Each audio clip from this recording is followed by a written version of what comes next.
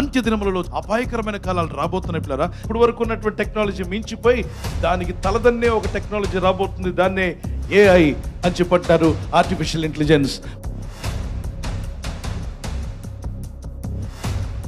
ప్రజలందరూ వాడకంలోకి వచ్చేస్తే మీ చేతుల్లో మీరు ఉండరు, దాని కంట్రోల్లో మీరు ఉంటారు. ఏం తినాలో అది చెప్తుంది, ఎప్పుడు లేవాలో అది చెప్తుంది.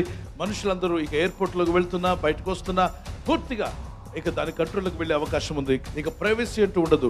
వాడు ఏం చేస్తాడంటే అన్నీ చెప్పేస్తుంది. అది నీ రహస్య జీవితం అంతా అది చెప్పేస్తుంది ఏఐ. అటువంటి భయంకరమైనటువంటి సిస్టంలోకి వెళ్ళిపోతున్నాం. గుర్తుపెట్టుకోండి, AI can influence human decision making. ఈ కృత్రిమమైనటువంటి పరిజ్ఞానం అనేది మానవుని ఆలోచన శక్తిని ప్రభావితం చేయబోతుంది. It's very dangerous. ఇది చాలా ప్రమాదకరం. It's not natural, it's not supernatural, but it's artificial. ఇది సహజ సిద్ధమైనది కాదు, కానీ ఇది కృత్రిమమైనది. Powerful AI system to handle everything from business to warfare. మరి వ్యాపారం మొదలుకొని యుద్ధాల వరకు కూడా ఇవన్నీ కూడా దాని యొక్క ఆధీనంలోకి వెళ్ళిపోతాయి. రాబోయే దినాల్లో మీరు ఇంటికి కొరియర్ తీసుకుని అమెజాన్ అబ్బాయి రాడు, ఒక గెద్దలాగా ఎగురుకుంటూ డ్రోన్ వస్తుంది. మీరు అడిగిన అమెజాన్ మీ ఇంటి ముందు పెట్టేసి వెళ్తుంది. తర్వాత మీరు ఇంట్లో నుండి బయటికి వెళ్ళడానికి మీరు కారు తీయరు, అది ఎక్కి మేడ మీద కూర్చుంటే అది ఎగురుకుంటూ తీసుకెళ్తుంది. ఎయిర్పోర్ట్కి వెళ్తున్నప్పుడు మీరు ఇప్పుడు స్కానింగ్ చేస్తున్నారు, మన బ్యాగ్ అక్కడ పెట్టండి, మీ ఐడి కార్డ్ చూపించండి, మీ కళ్ళు దీనిలో చూడమంటే అప్పుడు ఏముండదు. ఏఐ సిస్టమ్ ఇంప్లిమెంట్ చేయగానే ఎయిర్పోర్ట్లోకి వెళ్ళక ముందే వాడు వస్తున్నాడని చెప్పేస్తుంది. అక్కడ ఇంప్లిమెంటేషన్ త్వరగా జరగబోతుంది. అది గనుక ఆమోదించారా చాలా ప్రమాదకరమైన పరిస్థితిలోకి వెళ్ళిపోతుంది. మనుషులందరూ కూడా అంత రోబోయిజం రాబోతుంది, రోబోయిజం. ఈ ఏఐ సిస్టమ్తో మొన్న జర్మనీలో ఒక చర్చి స్టార్ట్ చేశారు. ఆ చర్చి స్టార్ట్ చేసి ఆర్టిఫిషియల్ ఇంటెలిజెన్స్ దీని ఒక జ్ఞానాన్ని ద్వారా మాకు చర్చి పాస్టర్ గారు ఇంకా అక్కర్లేదని చెప్పి దిగారు. అది మాట్లాడాలట వీళ్ళకి వాక్యం. అది ఎక్కడ మాలాంటి ప్రసంగికులు, బయట ప్రసంగికులు అందరి దగ్గర కాపీ చేస్తుంది. అది కాపీ చేసి అది కూడా ప్రసంగాలు చేయడం నేర్చుకుంటుందట, అది కూడా ప్రసంగాలు చేస్తుందట. అయితే కొంతమంది పాస్టర్ గారు వద్దు, పాస్టర్ గారితో గొడవ పడే వాళ్ళంతా ఇక దానికి వెళ్తారేమో నాకు తెలియదు. దేవుని బిడ్డలకు కొంప ముంచుతుంది, జాగ్రత్త. రాబోయే దినాల్లో కొన్ని దేశాల్లో పెళ్ళిళ్ళు కూడా చేసుకోరట. ఇక్కడ పెళ్లి చేసుకుంటే గొడవలు, ఆమె వండకపోవడం, వీడి మీద కేసు వేయడం, తర్వాత ఫీజులు, ఇవన్నీ కూడా లాయర్ ఫీజులు, కోర్టు ఫీజులు, ఇవన్నీ పెద్ద తలనొప్పి అయిపోతుందని ఆర్టిఫిషియల్ ఇంటెలిజెన్స్ ఏం చేస్తుందంటే వాళ్ళు మార్కెట్లోకి ప్రవేశపెట్టబోతున్నారు. మీరు ఇష్టమైన అమ్మాయి ఫోటో ఇస్తే ఆ అమ్మాయి ఎలాంటి దేహం కావాలంటే అలాంటి దేహం కలిగిన అమ్మాయిని తయారు చేసి ఇచ్చేస్తారు వాళ్ళు. ఇక అమ్మాయిని ఇంటికి తీసుకెళ్ళడమే మీరు, అలా తీసుకెళ్తారు.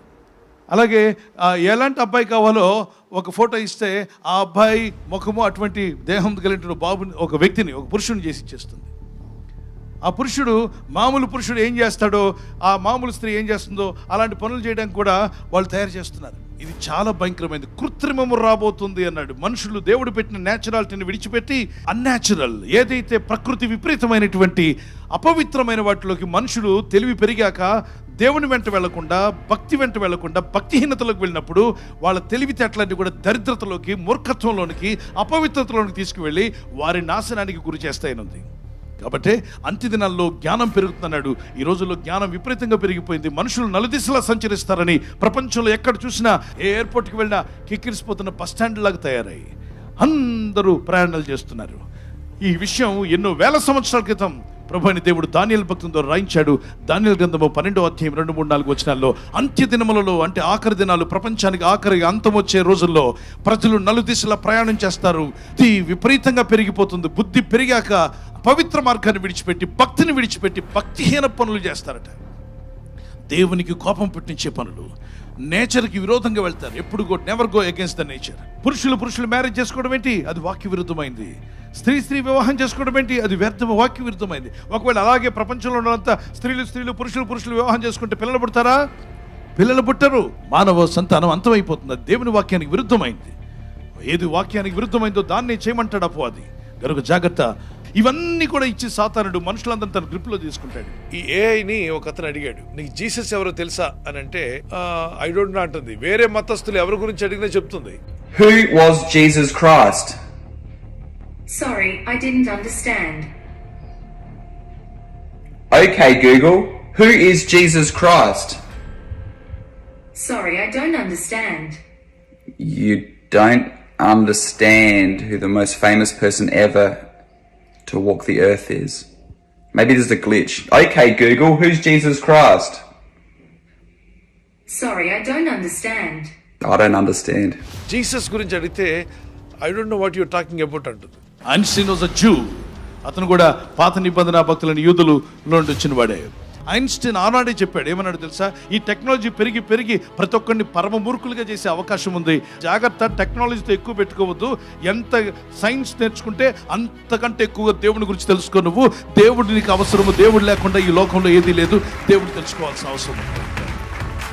యాంటిక్రైస్ట్ రాబోతున్నాడు. వాడు ప్రపంచాన్ని ఏలబోతున్నాడు. వాడు ప్రపంచాన్ని ఏలుతాడు. దానికి ముందు దేవుని బిడ్డలారా, సంఘానికి ఏదో సంభవించబోతుంది. ప్రభు అయిన దేవుడు పరిశుద్ధాత్ముడు సంఘాన్ని ప్రిపేర్ చేస్తున్నాడు.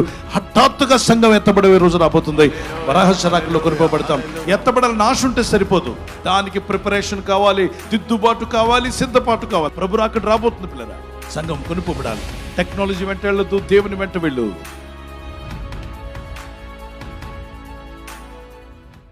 మరెన్నో లైఫ్ చేంజింగ్ వర్తమానాల కొరకు PJ స్టీఫెన్ పాల్ అను మా యూట్యూబ్ ఛానల్ ను సబ్స్క్రైబ్ చేసుకుని బెల్ బటన్ ను ప్రెస్ చేయండి. ఈ మెసేజెస్ ఇతరులకు షేర్ చేయండి.